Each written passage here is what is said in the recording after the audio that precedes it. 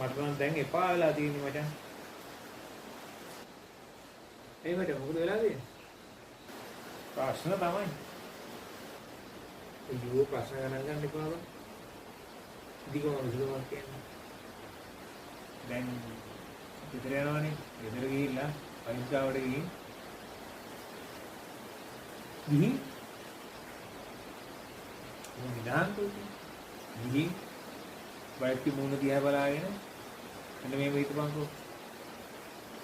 මේ ප්‍රශ්නෙත් එක්ක මම දවස් 365 කින් එකේ අනිත් ප්‍රශ්න මොනවද කියලා. හරිනේ. මට නම් දැන් එපා වෙලා තියෙන්නේ මචං. ඒ මට මොකද වෙලා තියෙන්නේ? ප්‍රශ්න තමයි. අයියෝ ප්‍රශ්න ගණන් ගන්න එපා බං. දිගම විසඳුමක් කියන්නේ. දැන් ගෙදර යනවනේ. ගෙදර ගිහිල්ලා පරිස්සාවට ගිහින්